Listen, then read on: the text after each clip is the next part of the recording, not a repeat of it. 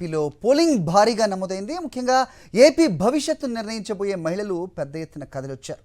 రాష్ట్ర వ్యాప్తంగా సాయంత్రం 6 గంటలకే పోలింగ్ సమయం ముగిసినా అప్పటికే ఓటింగ్ కేంద్రాల వద్ద బారులు తీరారు ఓటర్లు. వాళ్ళందరికీ కూడా ఓటు హక్కు వినియోగించుకునే అవకాశాన్ని కల్పించింది ఎన్నికల సంఘం. రాష్ట్ర వ్యాప్తంగా 78.36% పోలింగ్ నమోదైనట్టుగా ఈసీ వెల్లడించింది. అత్యధికంగా కోనసీమ జిల్లాలో 83.19% నమోదు కాగా అత్యల్పంగా అల్లూరు జిల్లాలో 63.19% పోలింగ్ నమోదైనట్లుగా తెలిపింది. ఇవాళ అధికారిక ప్రకటన చేయనున్నారు సీఈఓ ముఖేష్ కుమార్. రైట్, ఇదే అంశంపై అప్డేట్స్ మా కరెస్పాండెంట్ వినాయక్ ఇస్తారు. వినాయక్, చెప్పండి, అఫీషియల్గా కాసేపట్లో మీనా అప్డేట్ అందిస్తున్నట్టుగా కూడా మనం అప్డేట్ అందుతోంది. అయితే పెద్ద ఎత్తున పోలింగ్ అయితే నమోదైంది. సరళి చూస్తే కనుక మహిళలు, గ్రామీణ ప్రాంత వాసులు ఎక్కువగా ఓటు హక్కు వినియోగించుకున్నారనే అప్డేట్ అందుతోంది. ఏంటి మీ రీడింగ్, ఏంటి అప్డేట్ చెప్పండి. అంటే ఆంధ్రప్రదేశ్ రాష్ట్ర వ్యాప్తంగా కూడా చెదురుమదులు ఘటనలు మినహా ఇక్కడ తెలుగుదేశం పార్టీ కొన్ని చోట్ల దౌర్జన్యాలు పాల్పడినప్పటికీ ఓటర్లు చైతన్యవంతంతో తమ ఓటు హక్కు వినియోగించుకోవాలని చెప్పుకోవాలి. ఇందులో భాగంగా రాష్ట్ర వ్యాప్తంగా మనం చూస్తే కనుక దాదాపుగా మనకు అందుతున్న సమాచారం వరకు ఈసీ లెక్కల ప్రకారంగా 78.36% వరకు కూడా పోలింగ్ నమోదైంది. ఇది 2019 ఎన్నికలతో పోలిస్తే ఇంకా కొంచెం తక్కువనే చెప్పాలి. పూర్తి స్థాయిలో ఫైనల్ ఫిగర్ వచ్చేటప్పటికి ఈ శాతం కొంత పెరిగే అవకాశాలు ఉన్నాయనేది కూడా మనకు స్పష్టంగా తెలుస్తుంది. 2019లో 79.64% పోలింగ్ నమోదైంది. ఇప్పుడు 78.36% పోలింగ్ నమోదైనట్టుగా తెలుస్తుంది. అదేవిధంగా కోనసీమ జిల్లాలో అత్యధికంగా 84% పైగా, అంటే దాదాపుగా 86% వరకు పోలింగ్ నమోదైనట్టుగా తెలుస్తుంది. ఇక మనం చూస్తే కనుక ఓవరాల్గా అంటే మహిళలు, అదేవిధంగా వృద్ధులు కానీ, అదేవిధంగా యువత కానీ పెద్ద ఎత్తున తమ ఓటు హక్కు వినియోగించుకోవడానికి ఉదయం నుంచి కూడా రావడం అనేది ప్రజల్లో ఉన్న చైతన్యంగా మనం భావించాల్సి ఉంటుంది. ఎందుకంటే ఉదయం నుంచి కూడా వారంతా కూడా 2-3 గంటల పాటు క్యూలో నించవలసి ఉన్నప్పటికీ కూడా ఓటు హక్కు వినియోగించుకోవడానికి మహిళలు పెద్ద సంఖ్యలో రావడం అనేది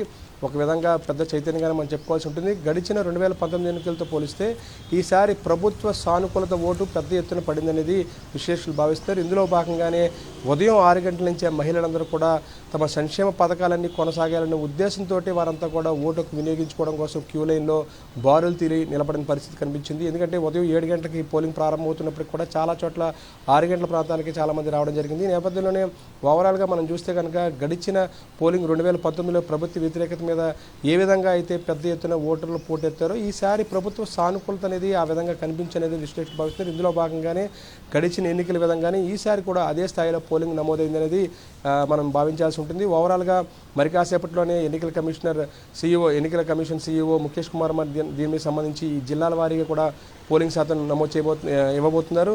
మరోవైపు అర్ధరాత్రి వరకు కూడా, సాయంత్రం 6 గంటల వరకు కూడా కొన్ని జిల్లాల్లో క్యూ లైన్లో ఉన్న ఓటర్లందరినీ కూడా ఓటు హక్కు వినియోగించుకోవడానికి అవకాశం ఇచ్చిన సందర్భంలో కృష్ణా జిల్లా కావచ్చు, అదేవిధంగా విజయవాడ నగరంలోని కొన్ని ప్రాంతాలు కావచ్చు, అదేవిధంగా చాలా జిల్లాలు అంటే విజయవాడ పార్లమెంటు పరిధిలోని తిరువూరు కావచ్చు, లేదంటే కనుక మైలవరం కావచ్చు, ఈ విధంగా చాలా జిల్లాల్లో అర్ధరాత్రి 11:45 వరకు కూడా పోలింగ్ నమోదైన పరిస్థితి. అంటే చాలామంది ఓటర్లు తమ ఓటు హక్కు వినియోగించుకోవాలని ఉద్దేశంతో, ప్రభుత్వానికి అండగా నిలబడాలనే ఉద్దేశంతో వీరంతా కూడా ఓటు హక్కు వినియోగించుకోవాలనేది కూడా విశ్లేషణ భావిస్తున్నారు. ఎందుకంటే ముఖ్యమంత్రి తన ప్రచారంలో పెత్తందారులకు పేదలకు మధ్య యుద్ధం అంటూ కూడా పలుమార్లు ఆయన ప్రస్తావించిన అంశాలు పేదల హృదయాల్లో చాలా గట్టిగా నిలిచిపోయాయని భావించాల్సి ఉంటుంది. ఇందులో భాగంగానే పేదలందరూ కూడా కదిలి వచ్చి తమ ఓటు హక్కు వినియోగించుకున్నారని కూడా మనం భావించాల్సి ఉంది. ఇందులో భాగంగా ఈరోజు 78.36% వరకు కూడా పోలింగ్ నమోదైంది. ఇక ఇది పోస్టల్ బ్యాలెట్తో కలుపుకుంటే కనుక 1-2% ఓట్లు మరింతగా పెరిగే అవకాశాలు ఉన్నాయని మనం భావించాల్సి ఉంటుంది. హరి, రైట్, ఎక్కువ కోనసీమ జిల్లాలో ఎక్కువ శాతం నమోదైంది, తక్కువగా మన్యం జిల్లా అని చెప్తున్నారు. మొత్తానికి 80% దాటుతుందని చెప్తున్న క్రమం మనం చూస్తున్నాం. రైట్, ఒక రకమైన అంటే ఎగ్జిట్ పోల్స్ కూడా చాలామంది ఇచ్చారు వినాయక్. బట్ పోలింగ్ సరళి, మీరు అక్కడ పోలింగ్ బూత్ల వద్ద ఉన్న పరిస్థితి నిన్నంతా మనం చూసాం కదా, ఏ రకమైన ఫీలర్ వచ్చింది?